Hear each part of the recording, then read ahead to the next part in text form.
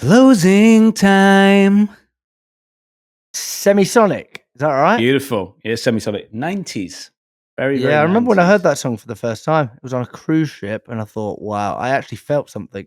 You know what song also makes me feel something? Off on a tangent. Yeah, go on. You know, have you ever seen The Rain by CCQ? I want to know. CCR. Someone told me long ago. Wow, really gets me. I know. Anyway, closing time. Where were we? Closing time. So I want to talk about closing, right? This is another thing that ABC. we talked on the podcast a lot about, this kind of urgency that people have for the meeting, to get in the diary. And often it comes very unqualified. Fine, we can talk about that in other episodes. But it also comes from a place of push. You know, someone's like, "Oh, just send me an email." Well, have you ever had a conversation that wasn't as good as an email? Like all that sort of, like, just why don't you get fucked and get in my diary? Like, it's kind of how it comes across. Yeah. And what do you think, Jack, if I was selling to you and I really just pushed it on you, and in the end you were just like, yeah, all right, I'll do something. What do you think the outcome of me just pushing you into the diary is? I'll just say yes to get out of the call. It's a counterfeit yes. It's just, if you ever make me or human nature, human beings, feel forced into doing something, the chances are they're going to back away. They'll either fight you or they'll kind of flight you, and they'll just like, yeah, cool, whatever you want, and then I'll deal with it later. And then I'm going to block that number and never pick it up again. Exactly. So there's this thing that happens. Now, in psychology, if I have an idea and you have an idea, you will always prefer your idea. Do you believe in that, Jack? Well, I asked somebody that question the other day. I said, if I had an idea and you had an idea, what idea do you think would be the best? And they went, the one that solves the problem. And I said, it's really nice. It's nice. Not true, but nice. Not true, but it's nice. So if I have an agenda and you have an agenda, you'll probably always prefer your agenda, right? So based on that, we came up with this thing called the test close.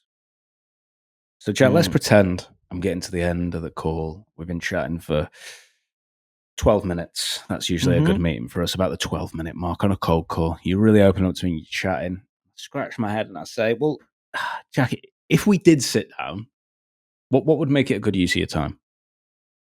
I'd probably want to see some pricing. I'd probably want to see a demo. I'd probably want to see some case studies.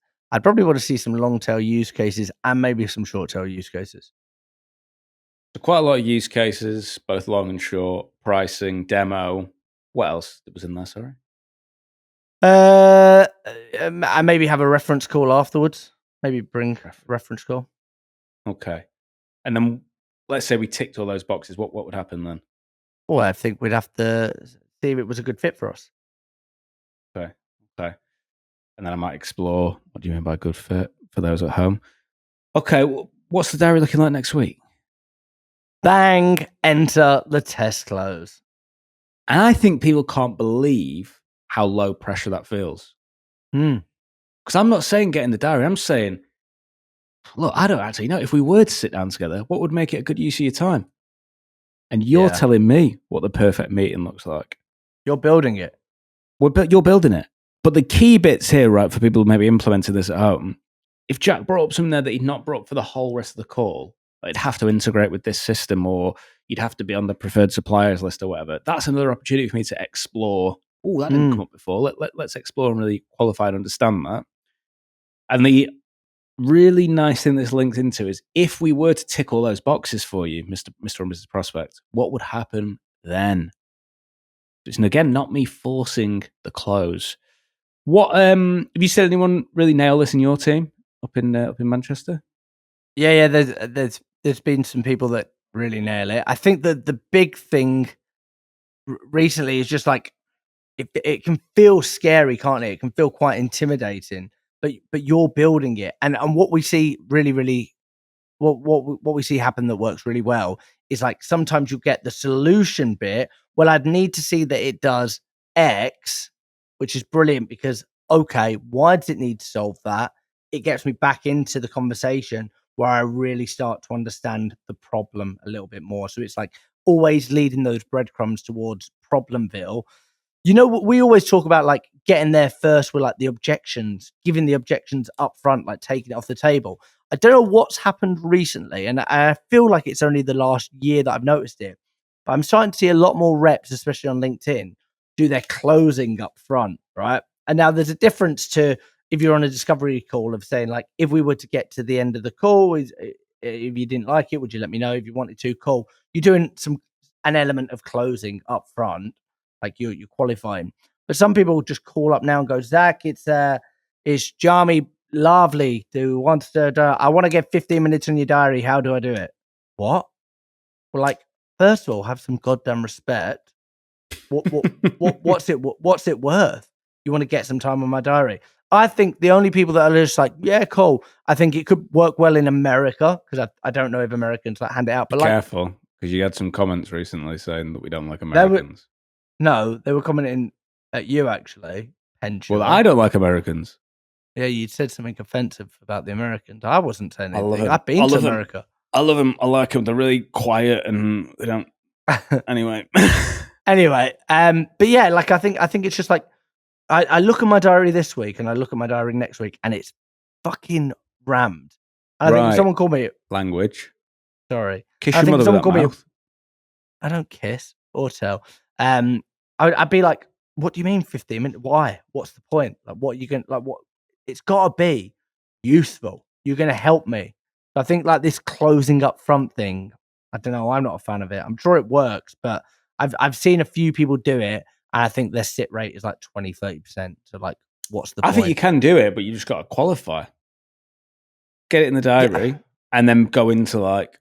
But really, how it should sound is like, Jack, so when you can help me, can I tell you very quickly what I've called? You'd say yes. I'd say I've found we've basically got a product that solves this key problem that hopefully through like the data I've built or whatever, I know that you may be someone who struggles with that. Would you be against carving out 15 minutes for me to show you how it works? But there's no qualification.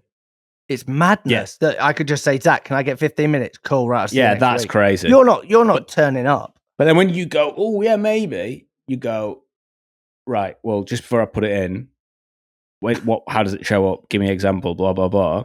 It's like, it's the same psychology, I keep saying this a lot at the minute, of the YouTube video. The YouTube video, like, if it's a brand new thing, it's not trying to like really know and trust. It's the hook, innit? What's the hook? Get me curious. Get me to say, yeah, go on, tell me a bit more. Yeah. Anyway, this isn't about closing. No, I don't want to feel like I'm missing out. Yeah, anyway, closing. I would say like these, if you're struggling with your closing, I always think these are some really easy fixes. Remove any element of time. Don't talk about time. Mm-hmm. Remove any element of my boss, my AE, blah, blah, blah, handover. Like I don't think it needs it. And then I've been doing some training with a company recently that was saying, and it's a free meeting. I don't think that's necessary. A free meeting? It's free. It's free. You don't have to pay for it. That's what I'd say when it comes to the closing. Gets you. I saw something before that said a lot of AI content says the word human in it.